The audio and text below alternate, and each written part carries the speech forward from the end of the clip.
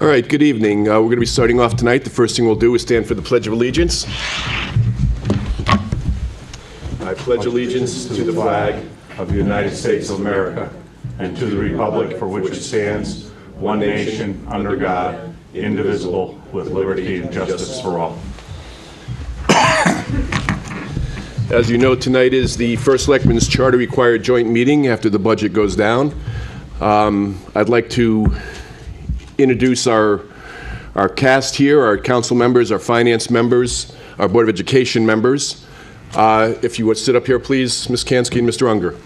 We'll start with the Board of Finance first. Say who you are and what you do. Carl Ferrara, Board of Finance. Scott Onis, Board of Finance. Michael Manzillo, Chairman, Board of Finance. Frank Ligo, Town Council, Vice Chairman. J.P. Trzynski, Council Chair. Liz Kansky, Town Council. Tony Unger, Town Council. Jeff Gutman, Board of Ed. Dee Dee Martin, Town Council. Alan Vagavello, Board of Ed. Jim Augustine, Superintendent of Schools. And I'm your first selectman, Steve Vavrick.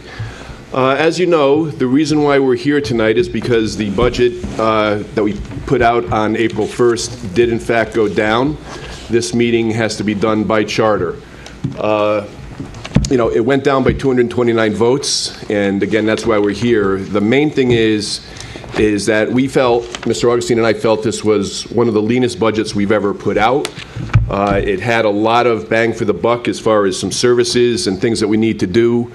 In my mind, we can't go backwards. We can't cut those items. Adjustments have to be made, and welcome to the dais, Sean O'Rourke from the Town Council. So we've got to make some adjustments. There's been histories of things in the past being cut huge, slicing it a little bit. I want people to remember that I've heard, and I'm sure you all did since the budget went down, some of the reasons why people didn't vote. A lot I heard I forgot. A lot of times I also heard that the budget was such a great budget that they just didn't feel that they had to rush to get back, that it would go through.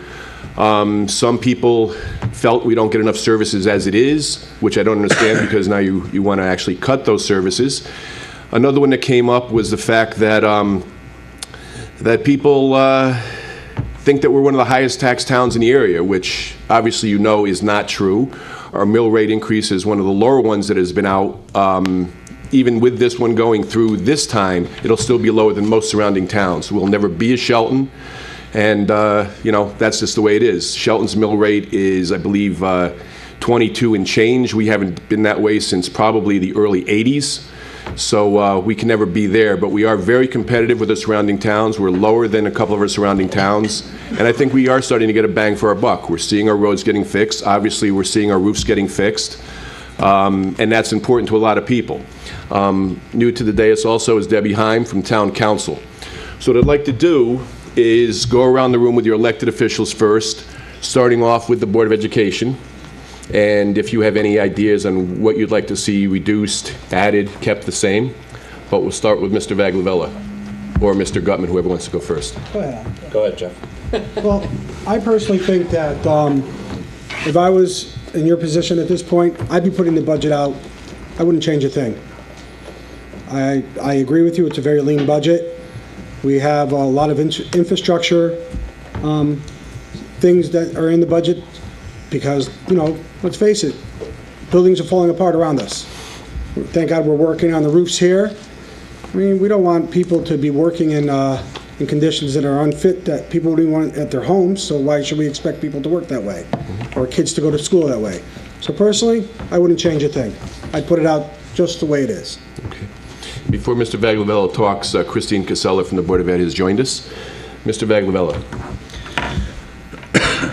I agree with Mr. Gutman. I wouldn't change a thing. I think it was a great budget. In terms of the Board of Ed budget, and went through intense reviews by the Board of Education, First Selectman's Office, the Board of Finance took a few looks at it.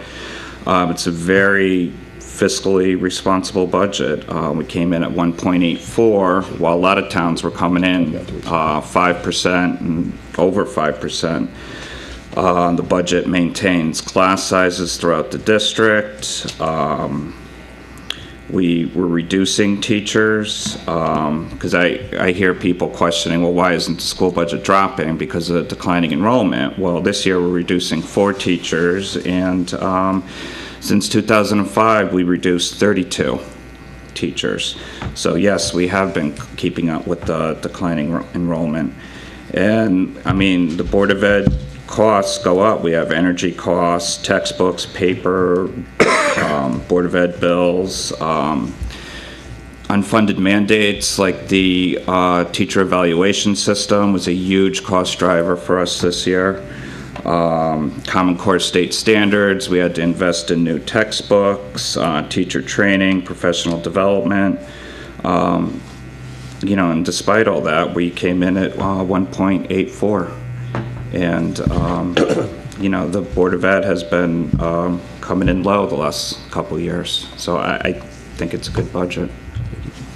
Ms. Casella? I 100% agree with Alan and Jeff. I would not change the budget at all. I would keep it the same. I think we did a very good job of maintaining the excellent school system that we have and what parents expect. And I don't believe we should resubmit it or make any cuts to it. I would keep it as it is. Okay. Before I go on to the town council, Mr. Augustine, how do you feel about this budget? Well, I have to agree with all 3 of our board members who've spoken this evening. The biggest criticism that we hear is one that Alan alluded to, and that is that our teaching staff is not shrinking as quickly as our enrollment. And just to give you some specifics about that, since 2005, we've lost 800 students and we've lost 32 and a half faculty members. And if you do the division, you quickly see that each one of those teachers represents about a class size of students that we've reduced in our enrollment. This budget has actually 4 teachers being reduced in order to keep up with that. The Board of Education over the past 6 or 8 years has done an excellent job in what we call cost containment. Just to give you an example, through their negotiation efforts, there was a clause in the teacher's contract with retirement medical benefits that were sunsetted out of the teacher's contract. The cost of that was running, I think it ran us about $900,000 over a period of several years in order to offset the people that were in the pipeline for that. But the future savings are in the vicinity of $6 million. It's that kind of strategy that has been going on behind the scenes. And in all of the negotiations, for instance, medical costs, contributions by the employee have gone far up, and you know, copays and prescription copays were added to contracts this year, in addition to greater contributions to the HSA accounts. These things are happening behind the scenes, and that's what's allowing us to keep our costs, you know, at the 1.84% increase. You know, every year with 512 employees in the district, even a small raise would bump you way over that 1.84, and we've been offsetting those costs with the contributions to the medical side of the equation. We can't lose sight of the fact that we're here to educate the children of Monroe, and we have lost some programming over the years, particularly back in the mid-2000s. We lost 5th grade band. We you know, there's a list that goes on, and we've been working very hard the past couple of years to try to bring back some programming and to add some new programming, like last year, the full-day kindergarten, which is an incredible success story for the town of Monroe. Our kids were meeting their end-of-the-year benchmarks this year at Christmas time. So the kids that are going to be marching on to 1st grade are not going to be like the kids of the past. They're going to be kids that are really coming in much more powerfully equipped to progress ahead. This year we have one improvement of note in the budget, and that's a library media specialist at Monroe L. Monroe L is the last school in the district that does not have a library media specialist. And when you think about that at an elementary level where everything is about early literacy and numeracy, to not have a library media specialist, I think is a terrible deficit to try to crawl out from under. So we do have that position in the budget. Our medical insurance increase is about $335,000 for next year, which in a $9 million medical budget is a fairly decent increase. And decent in the sense that it's relatively small, a little over 3%. I know districts across the state of Connecticut with PPO types of insurance programs that are 14, 15, 16% increases. So we have been very good at controlling our costs and being a self-funded insurance provider. So I think I agree. I think that we already are into staff cutting to keep it at 1.84. To go much further than that is again staffing, and that's where programming gets damaged, and I'm very worried about that. So I'll leave it to you. And before I announce and listen to the Town Council and Board of Finance, since we are on Channel 17 tonight, I do want to tell the public that, A, I thank you for watching us, but B, one of the things that we've done a lot differently this year is had our Board of Finance and our Town Council working side by side with various joint meetings, public meetings. We've done a lot of things different. Mike Manjos and the council have gotten along, and the rest of the Board of Finance have gotten along famously in these meetings. But another thing I'm very proud of the fact is we have a superintendent and a staff that actually listens to the town's concerns. So that's one thing that, we've had a very good relationship. I want the people to know that we feel very comfortable with this budget. We put out a great budget. If it's a little misunderstanding on how low it's been or where it could go, it really can't be cut much more because we're adding programs left and right with a lower tax burden than we've ever asked for before. I think that's important to know, but by having everybody on the same page, I feel like this budget process has gone maybe a little bit too smooth. Maybe people want some controversy, but there cannot be controversy in this budget. We've added some good programs in. I think we have to keep them, but I'm going to listen to the Town Council, the Board of Finance, and ultimately you, the public. So, Town Council? Would you like me to start? I would like you to start, Mr. Chairman. Sorry to end the agreement chain, but as all of us in this room are aware, the budget failed. It was rejected by the voters. We worked all very hard at it. We all worked very hard on it. Everyone in this room was at multiple meetings. Most of the elected officials voted for the budget publicly. Not all, but most. And speaking on my own behalf, I find it very frustrating to have the budget fail with a 25% voter turnout. However, this was a financially responsible budget in my mind, and that's why I supported it. But since the voters rejected it, I believe that we need to respect their actions and their decisions. The voters saying no, and by 229 votes, means that the spending is too high. So I recommend that the First Selectman makes a significant reduction in spending before we place it back out on the ballot on April 22nd. As many know in this room, the Town Council doesn't have any impact or say on the Board of Education budget. So I'm not going to pretend to be an expert on the Board of Education budget. We have Board of Education members, a superintendent, a staff, and the Board of Finance to do that. However, to Mr. Agostini's point, I'd like to see a reduction that limits the impact it has in the classroom. And I understand that it's going to be difficult to do that, and it may be impossible to do that. I don't know the answer to that, but I would just ask the First Selectman to work with you and your staff to try to limit any impact, but at the same time find some savings. And Mr. First Selectman, on the municipal budget, we had a lot of increased funding this year. Some of it was fixed costs, such as pension obligations, insurance costs, things that wage adjustments are contractual obligations that we simply have to fund. It's not an option. It's a mandatory cost. And I understand that we can't cut those. However, there are areas that, as you know, we added some positions. We added some areas in town, and I believe we need to cut back to what we're spending this year. Need to cut it back to where we are now, and even if that means sacrificing services.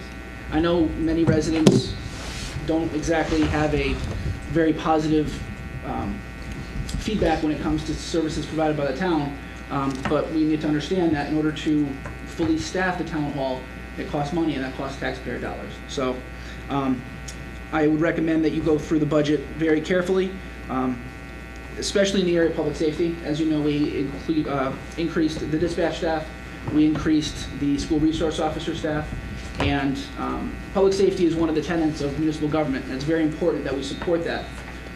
But I would still ask you to go through with the chief of police, with the fire departments, and find out if there are any areas that you could possibly save there.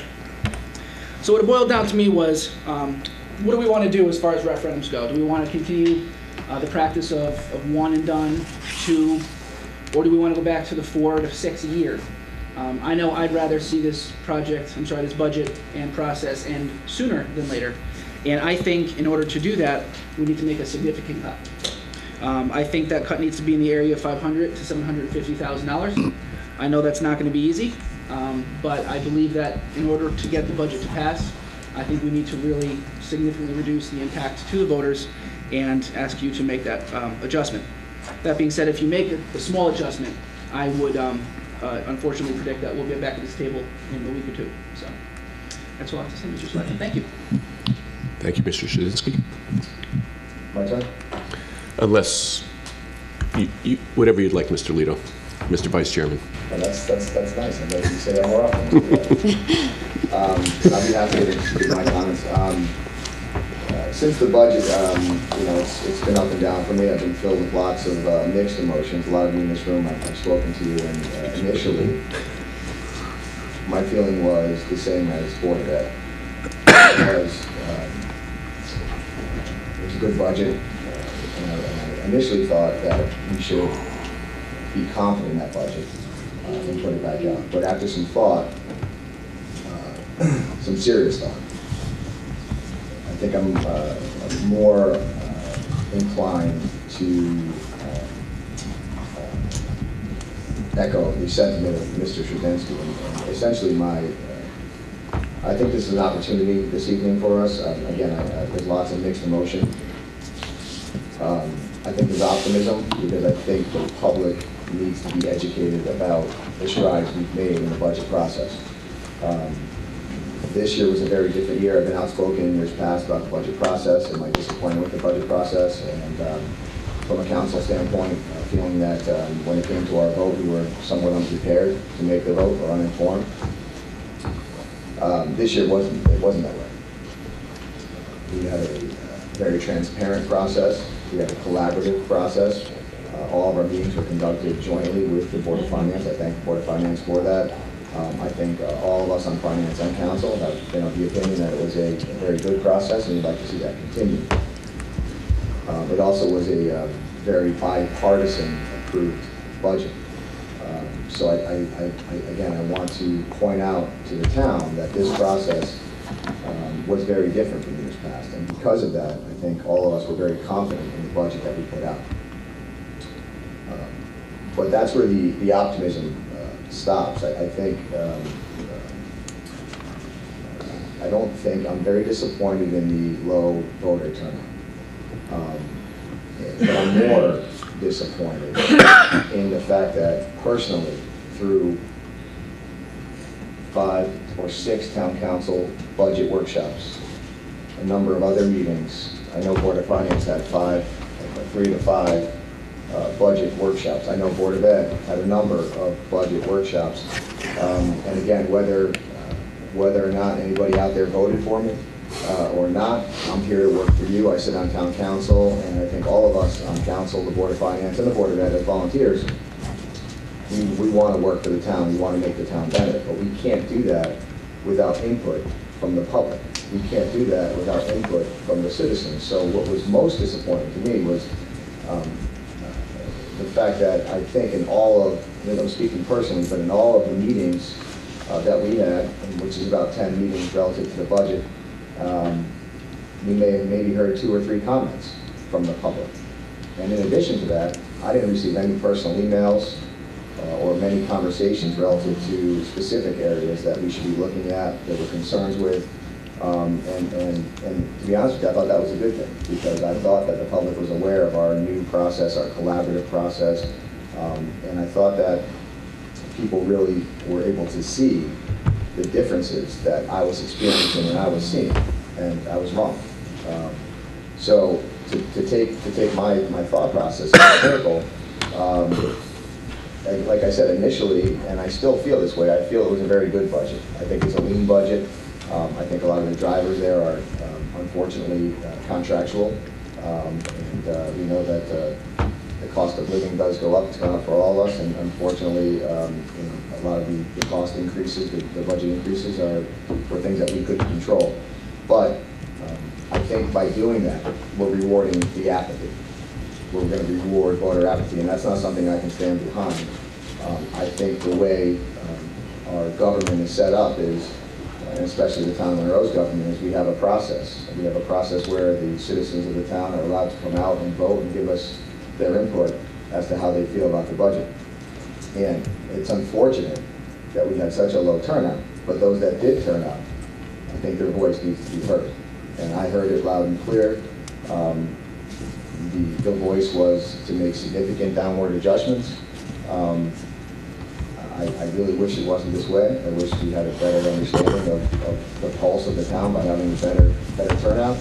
But based upon those that did vote and the way they did vote, I would recommend that, Mr. Vavick, that you make significant adjustments downward with an attempt to try to get the mill rate increase under 2%, and I think that number would have to be somewhere in the $350,000 range. So at a minimum, I'd like to see that adjustment made. I can't agree enough with Mr. Shabinsky's comments about the education system. I have 2 young children that are in this system. It's a fine system. I went through the system myself, a product of the Monroe school system. So I would like to see the education system be impacted as little as possible, but I understand that adjustments need to be made. I understand there's some very serious decisions that Mr. Eggleston needs to make relative to those adjustments. And I think it's unfortunate that I'm hoping that, back to my optimism, I'm hoping that the message resonates loud and clear with the voters of the town, that we need next year to avoid this. We need your input. The Board of Ed needs your input. The Town Council needs your input. The Board of Finance needs your input. Mr. Vavick needs your input. We need to hear from you. Our emails are all readily available on the town websites. I see people in and around town in the various events that I attend. So if you have concerns or comments relative to the budget or anything moving forward, I want everybody to know that, and this, I know I'm speaking for myself personally, but I know I speak for everybody up here, that we work for you. And this is why we spend all these times volunteering. I don't do this so I can support some personal agenda in the town of Monroe. I have no interest in that. I want to see the town a better place for myself, my children, and all of us. So again, my disappointment is more in that I don't know where the voters want us to look. And unfortunately, Mr. Vavick, that's something that you need to determine, and we hope that you make the right decisions. And I wish you the best of luck. I thank you, Mr. Lito, and I would like to tell you anytime you'd like to read my emails, that's why I put the budget out I did. I'm still fairly confident in it, but I will, again, listen to everybody. We can start, we'll start with Ms. Martin, since council is right down that aisle. Thank you, Mr. First Selectman. I've sat through a few of these. Let's look at the budget again meetings. I think one thing that we have to really remember, and it's difficult when we address the returning the budget as it is, never do we sit here when we're not here, but when a budget passes and say, gee, it only passed by 220 votes, so maybe we better look at it again. 220, some people said no. That's unfortunate. We probably in this room don't agree with that, but I firmly believe that that issue has to be addressed.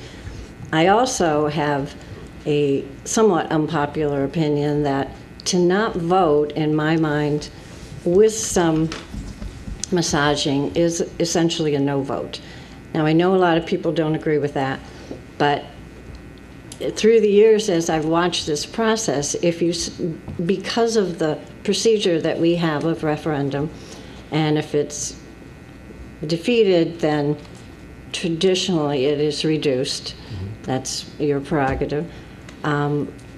It feels to me that the public feels, I'm not voting, I'm not real happy with this. If it passes, I can live with it, I suppose.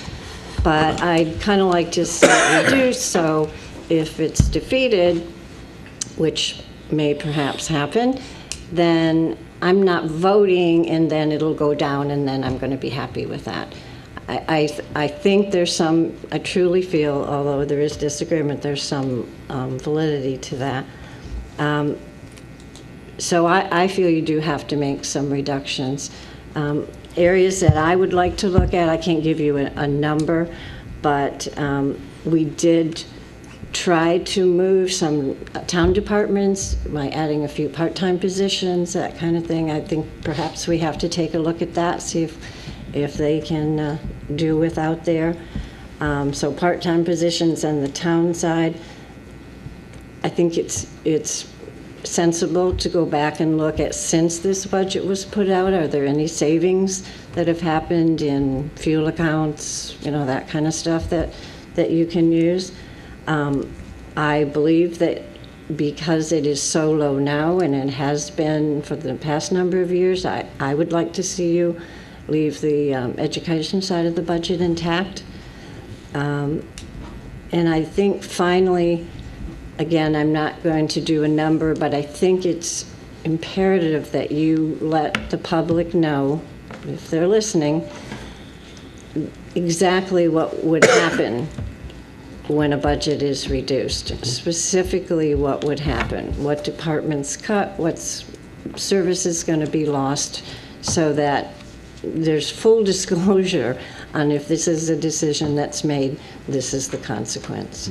So that's all I have. Thank you, Ms. Martin. Yes, I believe there should be some cuts. The taxpayers have spoken, and that when they vote, they expect something. I feel that it was a very good budget that we put out. I mean, the budget we worked on, and I have to agree with Mr. Lito. While we were working on there was a handful of people who came out and said something about the budget where they thought cuts would be, but we did hear from a lot of people, and we took their considerations at hand at that time. Cuts in the budget will hurt people in the long run, or the infrastructure, because that seems what gets cut all the time. Last year we had to cut the roads, which caused less roads being paved. There is increased insurance costs. We still don't know what that's going to be because that doesn't come out yet. All the costs are fixed costs. I think we should look at what we added to try to make the town better, and if it doesn't go down again, see what it is. I mean, we added some positions because they said they needed the help to try to help the citizens, but if we can't do that, then those are the cuts that should be made. Okay. Thank you. Mr. Unger. Good evening. I also think that there was a lot of work that went into the budget. The voters voted and said that they didn't like it. My position is somewhere between Mr. Lito's and Mr. Szynski's. I think we should look at all of the added people. Even though we'd like to provide those services, whether it be, with all due respect to education, the media center, or any of the other added things, whether it be in public service. We need to look at all of those to see. And I believe we should have adjustments in the neighborhood of $350,000 to $500,000. In addition to that, I would challenge everybody at this table, if you believe that we should get the vote out, that on Saturday and Sunday, before the vote, we go to those places, and we're not there necessarily to say vote yes. We are there to say, look at the budget and be there to vote on Tuesday. So I will be out, and I challenge everybody else at this table to get out and make sure that everybody that can vote votes on that Tuesday. Thank you. Thank you. Ms. Skansky. Well, I agree also that the people have spoken, like it or not, and they want the budget reduced. That being said, I don't want to see any reductions in the Board of Education budget, and I really don't want to see any reductions in the municipal side, because I think it was a lean budget. What I'd like to see you do is, and this is I don't envy it, perhaps try to be creative and see where you can make cuts that won't affect some of the programs that you've installed. Perhaps you could pre-purchase, if there's enough funding, take a look at the expenditures and maybe see if there's money's going to be at the end of the year, and maybe pre-purchase some of the things that you've got in the upcoming budget. I know you loathe bonding for roads, but maybe this is the time to do that so that you won't adversely affect the municipal side of that budget. As far as the part-timers are concerned, that's why I want you to be creative, because I think you need people to operate. And I think as the laws come into play and other mandates, that you need to have the staff to accomplish not only your goals, but to make sure that you're operating legally. So you can take a look at your part-timers, but I think that people didn't ask for that. I think they asked for it because they needed them. And I would not like to see you be cavalier and just cut them. So I don't have a bottom line. I believe that as referendums go, people get upset and they'll come out and vote when they think that the town is really in danger. I've seen that year after year. So I don't want you to make a large cut. Thank you, Ms. Kansky. Mr. O'Rourke. Thank you, Mr. Selectman. This is my first rodeo, so forgive me. Although we had a small voter turnout, the vote was nonetheless a no. Given that, I believe the budget should be reviewed for further cuts across the board. I realize it's logical to take the last budget vote as too small of a sample that represents the town's true direction it wants to go. Again, part of our duty is to respect the outcome of the vote on the budget. I'll echo Mr. Leto's comment that the biggest surprise in all of this was the parent vote. It was surprising that the voters who have school-age children didn't support the budget more vigorously. With that said, it's hard to sit here and definitively say that cuts, or at least a review of the school side of the budget, shouldn't take place. Okay, I thank you all for your comments. For the record, I want to also thank Mr. Carl Tomczyk for working with Mr. Manjos and Gabby de Blasi from the finance side. You guys have been tremendous to work with. I think we have pretty much uncovered every moss under every single stone we possibly could. But again, the people have spoken, and I think we will be very creative. Again, I'm going on the record, I do not want to cut any services, and I don't want to bond anymore, although we're bonding less than we ever have in the past few years. I think those are some of the things that people, misconception of the budget. It was higher than surrounding towns. We bond too much, and part of the job is, first of all, like Mr. Unger said, to go out there and sell this budget.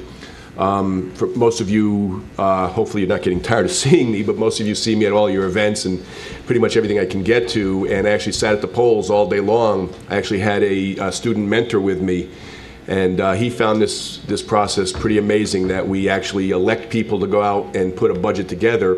This year was the most transparent ever, and then people didn't come out, and this was an 18-year-old who, yes, by the way, he did vote. So if any of you out there are watching or going right now, go to Massac or St. Joe's or Laurelton Hall and you're 18 years old, Jim and I, Mr. Augustine and I will pick you up ourselves to bring you. But please come out and vote. But now it's the important time. Not that you elected officials aren't important, but now it's time to hear from the public. So if you can... Board of Finance. Oh, yeah. I'm so interested to listen to the public that I forgot about the Board of Finance. Carl Ferrer, thank you. I'll defer to... I'll finish up. Go ahead. I am very disappointed that the budget did not pass. I think that everybody in this room did a wonderful job.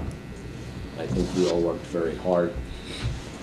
I think it was a fair, reasonable budget.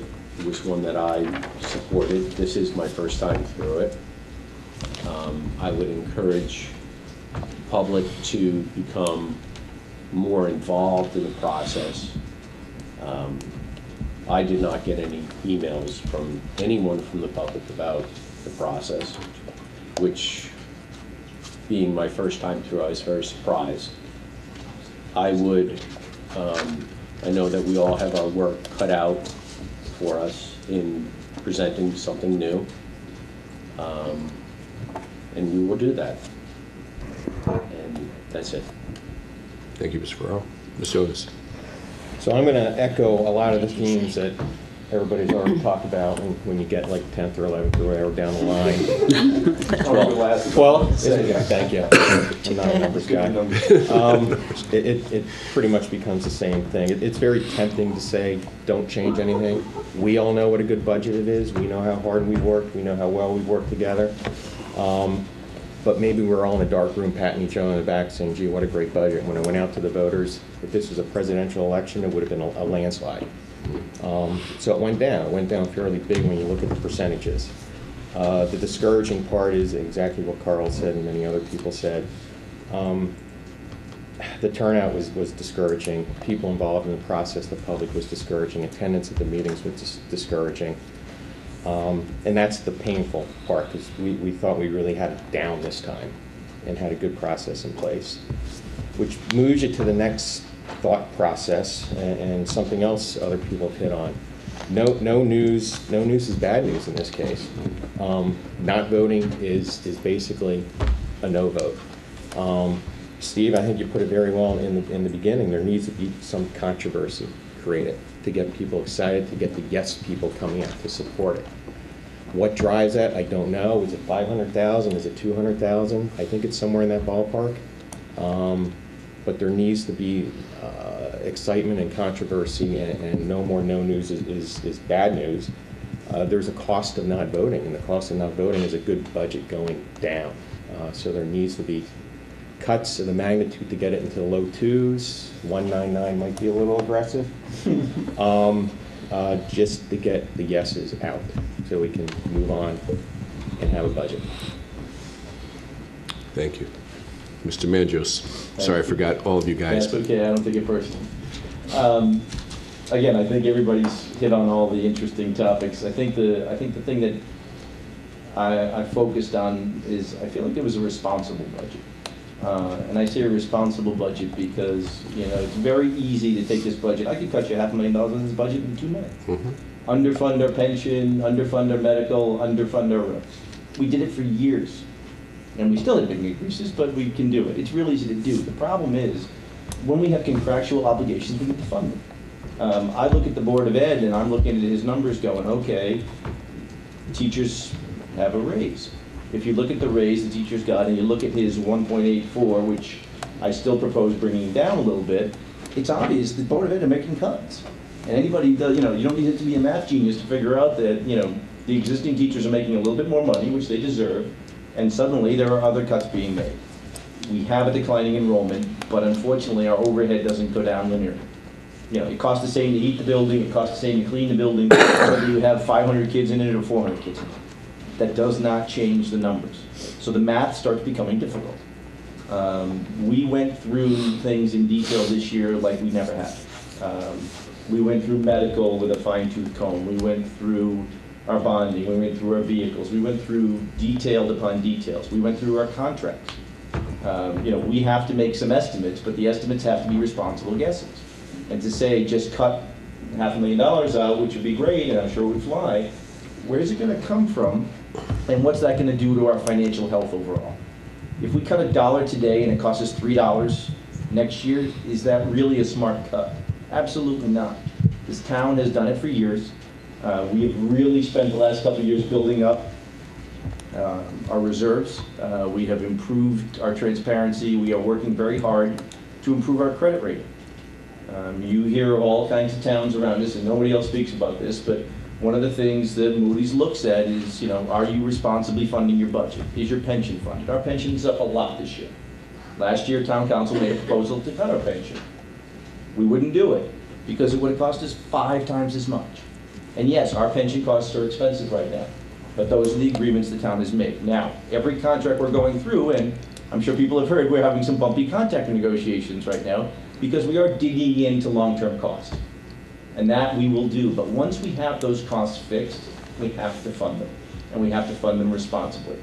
And just to cut them and say, hey, we're not going to fund this and we'll worry about it down the road, I'm not going to do that to my kids. No, thank you. You know, the budget we put out at a 2.39 mill rate increase was reasonable. Now, bottom line is it got shot down, so it's got to come down. I'm completely believe in that. I respect the system, and it's going to come down. I don't think it should come down dramatically. I would like to see the Board of Ed side come down to 75,000. I don't think you can take a lot more there without affecting kids. I don't see how you do it. I would like to see the town side come down in the 50 to 75 range. It'll get you into the low twos. Look at the economy out there, look at the world out there. Our costs go up, our medical, anybody who doesn't think the town side medical is going to go up double digits next year isn't paying attention. With the group we have to make a guess of what our medical is going to go up. You know, we only have 8 months out of the year we have to guess for, but we have to take a shot at that. We did that. I don't see how that's not going to come in at least that number, if not a little higher. And if it comes in higher, we're going to get squeezed again. So we've got to responsibly fund these things. So you're in a tough spot. I recommend you make some cuts, but not a major ones. Now, if we're back here, like some people suggested, in a few more weeks, then to me, you go, every new position goes. You know, the clinical coordinator, which people have fought for, will have to go. Some of the police issues will have to go. The other things will have to go. But we're not going to underfund the mandates that are necessary to do it. We have to fund those things, and the Board of Finance will make sure those get funded. But the cuts, you know, you have to make an adjustment. Okay.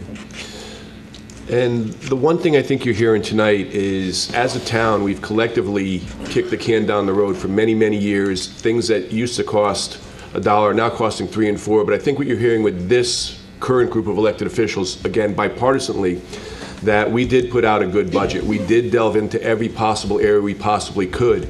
And, you know, don't believe me, believe all our elected officials. I mean, this was the most transparent, one of the best budgets we've ever put out. And I say we, it's not a me, it's a we. When I hear both sides of the table sitting there and agreeing, that shows that we did do the right thing.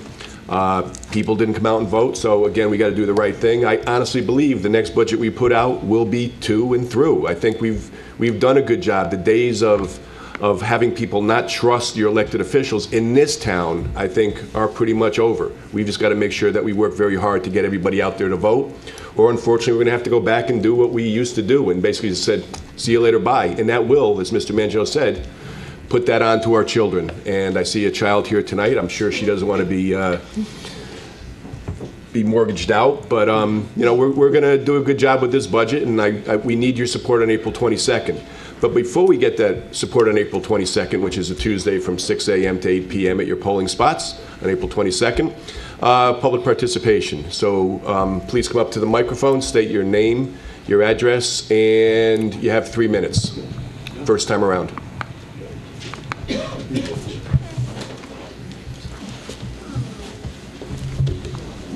Oh, sorry.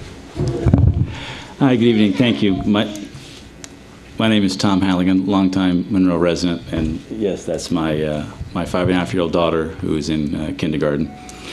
Full day kindergarten, by the way. What's that? Full day kindergarten. Full day kindergarten. For the first time ever. Yes. Thank you.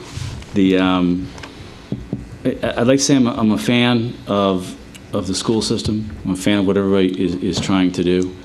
I know when Katie first started going to school, the amount of paper that came home, worksheets and numbering and mazes, it was a little overwhelming. I couldn't believe how much was coming, and I wasn't certain if it made sense. And then I started to see her doing her numbers and writing words and doing math, addition and subtraction, and it started to make sense. Education is very important. 3 weeks ago, my daughter, we're driving back to the car, she asked me how to spell the word best and other. And so I helped her sound it out. And then she handed me a piece of paper. And it said, my dad is the best. No other dad is the best. She was able to do that because she's in full-day kindergarten, and because of you. So it's very important that we fund education. Having that been said, I have a few thoughts on the subject. Everything that I've heard here, everybody's looking for a $4 million home run to hit out of the park to make the budget go way down and make my taxes go down by thousands of dollars. I don't think there's one of those animals on the budget. It reminds me of a old Chinese proverb that says, a journey of 10,000 miles starts with but a single step. Instead of trying to hit a home run, well, let's get a couple of base hits, let's get a walk, whatever sports analogy you want to go with. Looking through the budget, I've looked through it quickly. I'm just going to ramble out a couple of things. I don't expect answers because it's 7:15 and she's barely holding on, hasn't had dinner yet, so we will be exiting quite quickly after this. I'm not saying these things are wrong. I'm not saying these things should be necessarily cut. I'm just saying, as Mr. Public that you wanted to hear from, these things just looked a slight bit odd to me. And so I'm curious what they are. It's interesting that every department in Town Hall has a line for office expense. I assume that's pen, paper, scotch tape. I'm assuming because it doesn't go into more detail. Some of them are, peddly, $500. Some are $45,000. I heard a story once that said, oh, you should see this place around the end of the year. Everybody buys everything before the end of the year because if you don't use it, you're going to lose it. I thought, well, that's an interesting little scenario. Except that I looked at several of them, and just for the office expense, Recreation has used, as of December, so about halfway through the year, they spent 4%. Building Department, 3%. Finance, 9%. Economic Development, 8%. Tax Collector, 25%. Town Clerk, 19%. So it's kind of interesting that halfway through the year, these departments, again, some of them are not big actual dollars, haven't spent that much. It makes me think, are we looking at how are we spending, when are we spending, and are people really spending to spend it so they get the same number next year? Makes me think buying all the paper, pens, and pencils, looking at the Board of Education spending almost $53,000 on staples and paper, $54,500 on ink and toner. Do we have somebody who's in charge? Bullying in school is very bad. Bullying a vendor is not so bad. Who are we working with to make certain that we can get the Best Buy from W.B. Mason or Staples or somebody who's got a pickup truck who can go down to BJ's or Costco and pick up a couple of reams of paper at a more reasonable price? I think this is part of the 10,000 first step in a 10,000 journey mile trip is taking a look at the small things and making small adjustments. I love that there was a fantastic article, newsletter from you, Mr. Augustine. It was 4 or 5 pages. Very informative, fantastic to read. I was a little mystified why it was in my daughter's backpack. That I can't quite figure out why it was printed in color, one-sided, stapled, distributed. Teacher put it in the folder. My daughter does this amazing origami with the things in her backpack and comes to me. I get a lot of email from the town, from the school. Why wasn't that a PDF file in an email to me? I think the second one was. The first one we wanted to get everybody's attention. I don't understand how things come out. We have postage, $26,000. Now, I assume they're not all first-class letters, but if they were, that'd be 53,000 letters. Who's in charge of making certain what are we spending the postage on? How many of them are letters? How many of them are packages? How many are express packages? What is the process to make certain that we are not second-day airing or overnighting things that don't really need to be done? And it comes back to how many of them are first-class letters? How many of them are letters to parents? How many of them could be PDF files or emails? How many are payments to vendors? Can't we pay our vendors using ACH payments? That way we save the check, the printing, the envelope, the stamp, all those things. So instead of looking for a home run, looking for a large thing, just find some small little things just to help out. I know nothing you're going to do is going to make my taxes go from nearly $13,000 a year to something that's a little more palatable to me. But you need to just show, I'm sure everybody did a hard job, so I don't want to make it sound that you didn't. But just some of these things, pop out at me. Traffic controls, $65,000 for traffic signs. That's up $10,000 from last year. I'm sorry, I don't know what signs we're putting up. I don't see a lot of new signs. $20,000 for streetlights. I didn't know we actually had streetlights in Monroe. It's kind of dark in my neighborhood. I like it that way. But again, I'd just like a little more clarity on those. Fire hydrant maintenance. Now, I want that fire hydrant to work. I will tell you that right now. But I'm a little mystified that it's $500,000 this year. Yeah, $500,000 this year. It was last year. It was the year before. And they've only spent $130,000, 25%, to this point. Now, I'm sure some of that is seasonal. Right? Yeah, and I don't know what it is. And I'm sure it could be it could be an awesome expenditure. It'd just be nice to see a little more detail of what that means and what it is. The only maintenance I've ever seen is coming, the biggest fire truck you can find, the most gas inefficient vehicle you could possibly find, coming down my dead end street to take the cap off and make sure it works. I can't believe that somebody doesn't have a Ford F-150 quad cab down there and they throw 4 people in it and come on the dead end streets and check these things out. Clearly for safety reasons, on busy streets and streets that are very curvy, like Jockey Hollow, you probably wouldn't want to use your Ford F-150. You probably want a more substantial vehicle so nobody gets hurt. But there's a lot of streets in this town that, again, I don't know if they always do that. I'm just talking about one experience I had. So I don't know if that's indicative of how it's done.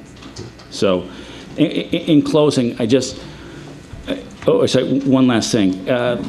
One person, Dee Dee, said about, tell them what you're going to do. You want to get people to vote? Before this next vote, list off and say, these are the 15 streets that we are going to pave. We're going to pave between this cross street and this cross street. If it gets voted down, I'm going to pave the following 8 streets and 8 streets only between here and here. I guarantee you will get an increased voter turnout on those streets that you talked about. Tell us what you're going to cut. Make it very plain spoken. I bet you'll see the votes go up. If you want to increase voter turnout, go to the schools right before drop-off.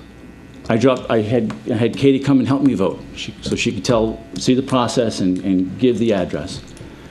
There were cars out the parking lot waiting to drop their kids off. Do you think one of those people got out of their car to vote? No. So embarrass them in front of their kids at drop-off time. Go and knock on the window. You're going to go vote before or after you drop your child off? Oh, you're not going to vote. Oh, okay. Mommy, why aren't you going to vote? Daddy, why aren't you going to vote? Try that. You might get a few extra votes.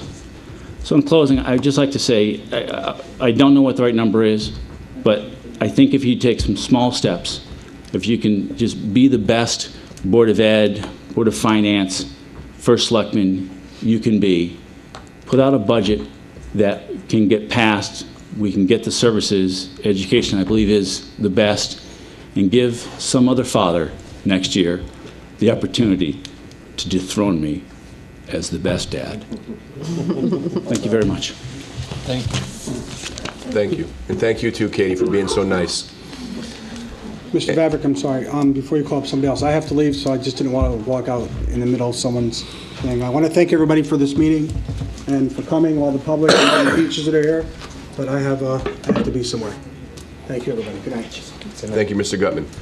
Yes, sir.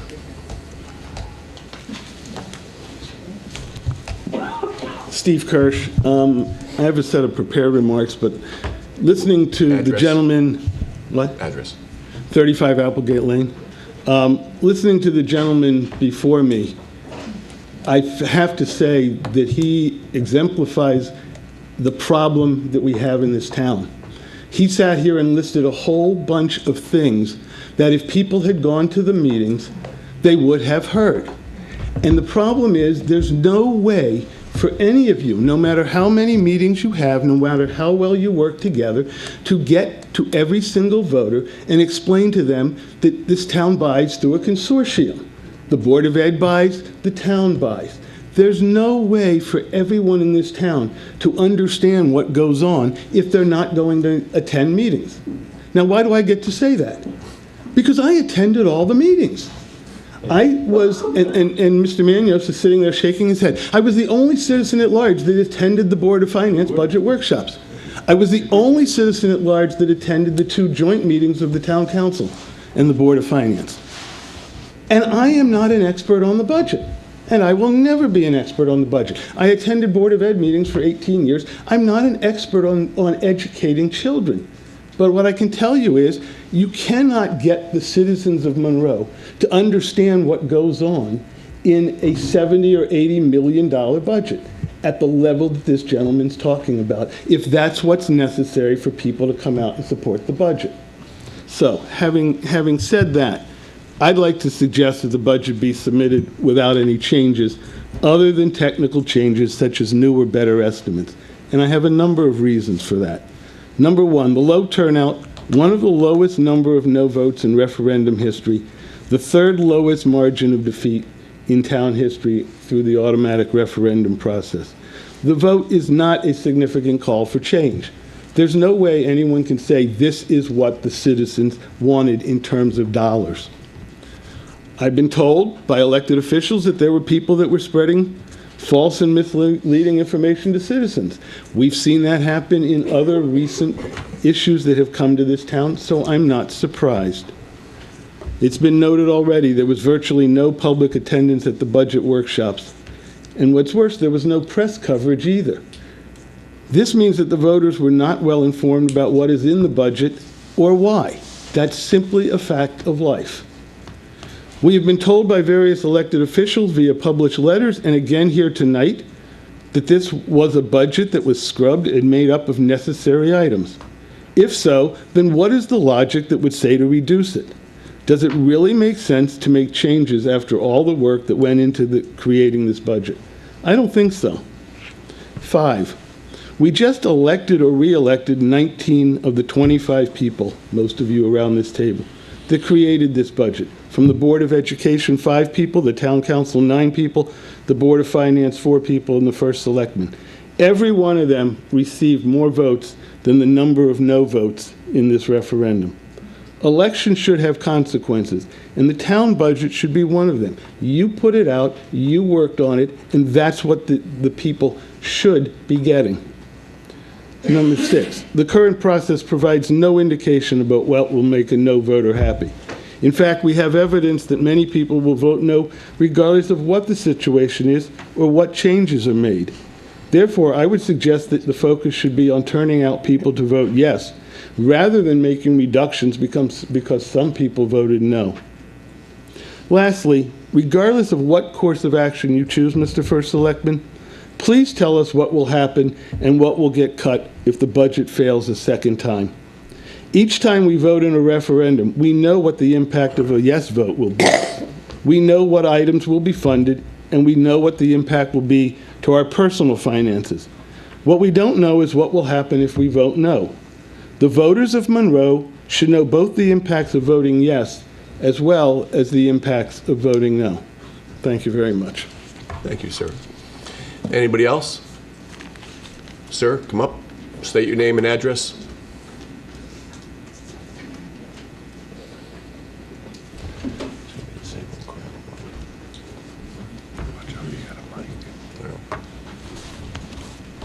Steve Shapiro, 42 Harvester Road, Monroe. I think the effort put in by everybody around this table, Board of Education, Board of Finance, and the Town Council, did an excellent job this year. All except nobody saw it. Nobody heard about it. Nobody did anything. People called me and asked me, is it April Fool's, or are we voting, or whatever? There wasn't a sign up at our town buildings that we want to add things to that said vote. Nobody knew to vote.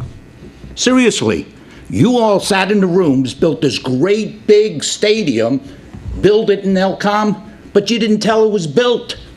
There was no get out to vote. I think if we spent 90% of the time on building the budget and 10% on the time, I don't know who's responsible for getting the vote out. Is it the citizens? Or is it the administration of this town? I really don't. I keep sending Steve, the sign's not up. The sign should be up with April 22nd today. They are. They have been. There's 3 signs up. I'm just saying, you need 20 signs.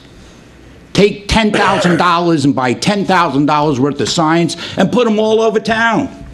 As they drive out of town, at least they said, I missed the vote as they drove out of town. And the ones that don't have a job, they might come and vote. They might vote no, but I'd rather them vote. We don't even tell them to vote. I think it was a great budget. I disagree with some of the things said by everybody around the table. Number one, there was no public participation in the joint sessions. Correct, J.D.? Jay? There was no public participation in the joint meetings. I don't know why. Had an opportunity. You had 7 times the amount of people at the joint meetings in the audience than you had at the Board of Finance. Only 1 person came to the Board of Finance. You had people that wanted to say things. We couldn't say anything. We put the budget out the Saturday before the meeting that the public gets a chance to participate. Nobody participated. It's really the town council and the Board of Finance, and we don't want to hear what the people have to say because you don't give us enough time to review what's there. We can watch TV and hear what's going on with the Board of Education for how many months? How many meetings? How many times? And you invite Mr. Kirsch or somebody to hear what's going on.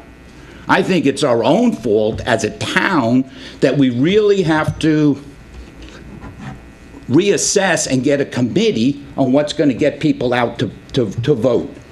I don't think it's the budget. I think it's telling people, build it and they'll come. Second item is I agree with what everybody said, and I think we're going to screw ourselves, excuse me, if we reduce the school budget. I think for the school budget to have an increase in the contract for the teachers and only put a budget out there that was 1.8%, just say, that's good, that's done, close the book and put it over here. I think on the other side of the coin, we need to spend the money to put the town council and the Board of Finance joint meetings on TV. I don't know what's going to cost, but people do turn to that channel and watch what Mr. Augustine has to say. Because they're flipping through the channels, they see somebody talking about new kindergarten. You tell me what's new in this budget that's going to get people out from the school to vote. There's no new kindergarten. I don't hear anybody else here screaming about we want this for the school or whatever. You have to give people something. Lean and mean doesn't work. You got to tell them what's in there that's going to benefit them. What drives me crazy is since 2009, from the town side of the budget, what we've put in there to spend, we are $1,124,000 under what we budgeted. So why am I giving you more money? In 2009-10, we were $287,000 under, but we were lean and mean. 2010, we were $58,000 over. This is of actual. 2011-12, we were $224,000 under. Last year, or 2012-13, we were $781,000 under town side budget, Plus, we got a check from the federal government, the state government, and everything for $752,000 to reimburse us from money we had spent on the public safety portion with the unfortunate situation of Chalk Hill. Now, as a person that actually pays my taxes, why am I giving you money and you don't even spend it? I don't understand that. And now you're here saying, well, it's lean and mean and we can't go up a penny. I'm not knocking the finance department, the Board of Finance or the town council, but the person who's paying the bill is wondering, why do I keep paying full price and they don't spend it all? That's like buying, a pound of butter and throwing 20% of it away. I don't understand. I have some suggestions, and I think we need to be more honest with the public. The drivers of this budget is not roads and infrastructure. It's $450,000 increase in human resources. It's $60,000 in technology. It's $75,000 on town buildings. It's $250,000 in public safety. It's $70,000 in fire service, $100,000 in road over last year, and the recreation is up $50,000. I really don't see the drivers being the roads. We all talk about the bonding. So bond another extra $100,000. How much have we bonded? I haven't seen any report to say this is what we bonded this year, this is what we bonded last year. We all say we bonded, and we're bonding less than we always bonded, but I don't see, the public doesn't see. If we keep telling the public that the driver of this budget is roads, and they still drive down their little dead-end street on a bumpy, you're never going to get the budget to pass. I have 4 suggestions for decreases. If you don't spend all the budget, why have a contingency? Just wipe out that contingency in the finance department for $100,000. And I'd love to hear who can explain why it's there.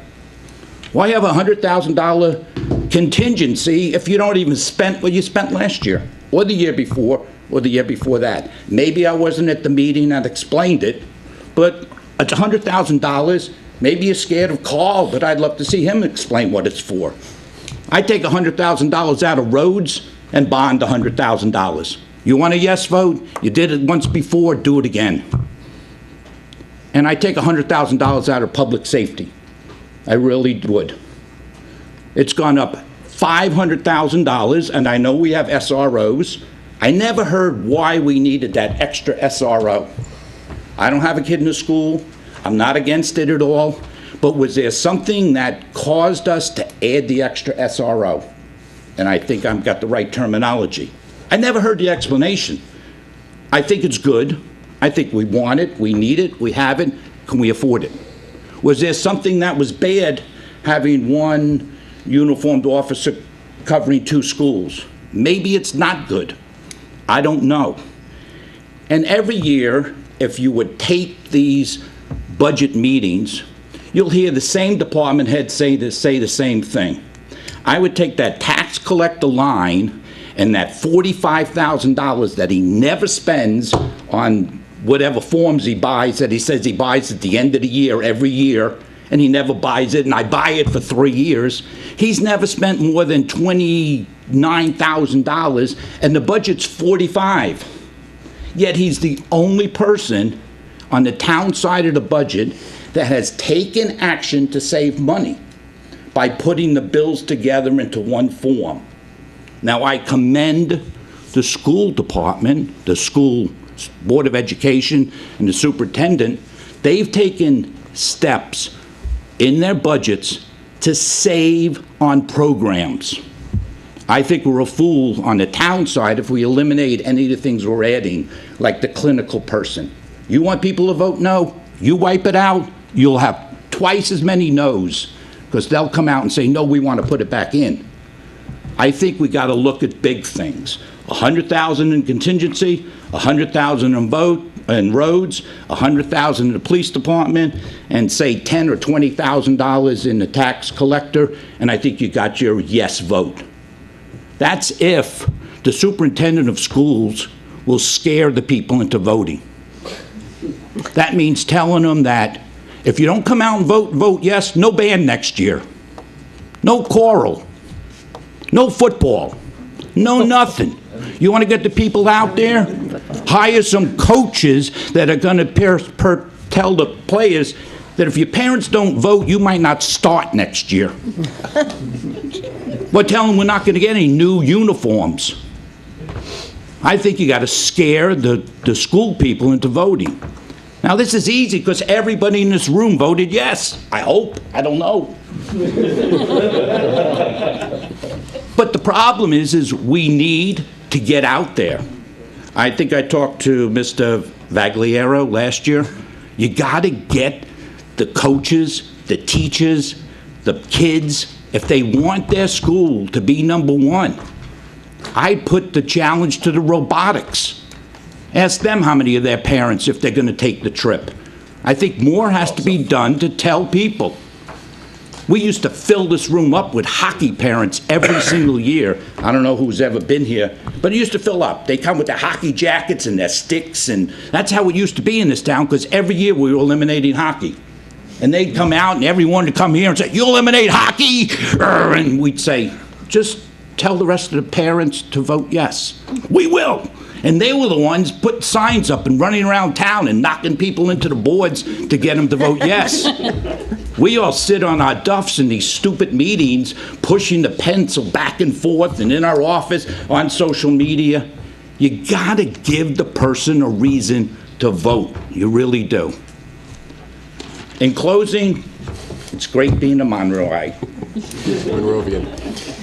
Anybody else? Young lady.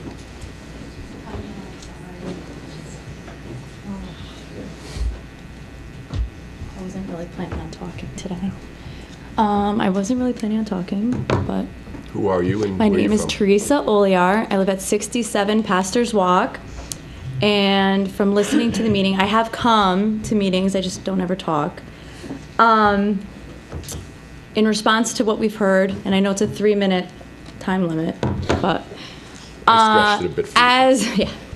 as a parent who does have children in the school system, I don't really know what more any of you could have done to get out the word to vote. I don't know how many more emails or flyers or messages on our PTO Facebook pages could have been done. If parents didn't know that there was a vote, they just weren't listening. Because for months we've been talking about it, and Mr. Augustine could attest to when he came to Stepney, we were highly embarrassed and mortified that there was about 5 people besides the PTO board who showed up. In past years... It was a great movie, though. Frozen was playing for the kids. In past years, it's always been a running joke. There's 2 meetings that people go to. The first one, to see what's going to happen in the year, and the budget meeting. And this year, nobody even came to that. It's sad and it's scary, but it's through no fault of anybody up here, because the people who were listening heard. I don't know what a non-voting person thinks. Is it a yes because I just don't care? Is it a no because I just don't care? Really, I just think it's people don't care.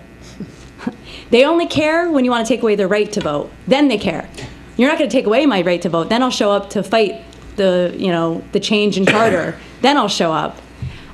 We got out the vote every way I've thought of. We were sending messages, we were texting, we were emailing, and we're singing to the choir. We're sending messages to each other and liking each other's posts, and we're already voting. So what's the point? I do like the suggestion that Mr. Unger had of seeing you guys out before voting day. I think that could potentially have an effect. I'm not sure, but I think anything's worth a shot. And I think that you can't scare the parents by making things up, because the whole point of this is transparency and honest. And personally, I'm not an expert in the budget, but that's why I elect you guys to be the experts. And if we don't have trust in our elected officials, then why bother? That's my opinion. So I feel that if this is a lean budget and it's a responsible budget, then that's the budget that should go back out. And I know that it's a naive thought, but I see this as a game. I see this as people every year call your bluff. Every year, everybody says, this is a good budget. And every year, everybody goes, oh yeah? I'll see you in 3 weeks. And guess what? The amazing budget is now $200,000, $300,000, $400,000 less. And they're like, guess you guys made that up. We're gonna call you again. And sometimes we go 2, 3, 4 times, and it's awful, and I hate it. And truthfully, if I knew that this was the way our process was, I sometimes think I wouldn't have moved into Monroe, because I think it's ugly. I also thought no news was good news, and was wrong. I thought not seeing a lot of arguing and controversy meant that smooth sailing. But you know what? This is what I've learned. As a parent, people wanted kindergarten. People demanded security. People showed up in droves to those meetings. Security, security, security. And we still couldn't get them to come out to vote on the first time. So I really don't know what God bless you all, because I don't know what you could do. And good luck. I don't envy any of you. But thank you. Sorry. Anybody else? All right, before I thank you all for coming, I do want to express a few thoughts that, again, we have people elected this year with various backgrounds, CFOs, CEOs, lawyers, educators, EMS people, people work in other towns, business owners. We have a tremendous group, and not that we always haven't had a tremendous group, we have a tremendous team this year that put out a great budget. Anybody who did come to any of the meetings would find out from the Board of Ed or any Board of Finance or Town Council meetings that most of the questions that were asked tonight from our residents have been answered. Instead of answering them all tonight, since we're on Channel 17, if any of you heard something you'd like to have better explained, please feel free to email me or Mr. Augustine to explain them to you. But the bottom line is we did put out a great budget. A lot of things, I'm not a fear person. I'm going to tell you what I will never cut from this budget. Let's go that way. I will never, ever again cut a road budget. I'll never, ever again cut the infrastructure, roofs, and things like that budget. And I'll never cut the social services the mental health person, because that is something that I firmly believe in. Those are the things I will not cut. But what I could see, if you want any type of fear, could see if this budget goes down, if you don't enjoy your parks, if you don't enjoy your senior center, if you don't enjoy your library, I can see some adjustments there. But all those places get tremendous amount of visibility. All those places get tremendous amount of people coming to them every year. And those are the assets that we should never cut. Those of you who play sports, and I did coach sports for years and played for years, we don't want to play with our grass any higher than this big. If those mowers don't get fixed, it's going to be this big. Those of you who come to the senior center, if you don't have all the programs that you want, guess what? There will be no more programs. And those of you who enjoy all the library programs that have come out in the last few years, we do have a tremendous library for those of you who haven't been there. We might not have if you're out of work, you might not have a program to go to. Or if you need to get your taxes done, you can't afford it, you might not have a program to go to. I don't think that's the type of town Monroe wants to be. As much as I want to thank all our elected officials, I also want to really urge the public that none of us want to cut this budget. It is one of the leanest budgets. And when I say fear doesn't work, fear didn't work when we had 5 or 6 or 7 referendums in the past couple of years. To me, fear doesn't work. I'd rather bring people to the table, as we're doing now, bipartisanly, and say this is a good budget. Adjustments have to be made. I kind of relish this job because that's what we do. We come out, we come to meetings. In about a half hour, we're going to see the UConn women trounce Notre Dame. We saw a team last night that fought through adversity and won. That's what we are. We're a team that fights through adversity and wins. This budget will go through. And if any of you have any doubts or have any questions, please, I'll love to hear your emails, get your emails, your texts, your Facebook messages. we're there for you, every one of you. And if I can't find out the answer, these people will. So it's a great team. And if anybody else would like to speak up now, would be a good time. Or if not, go Huskies. Thank you all.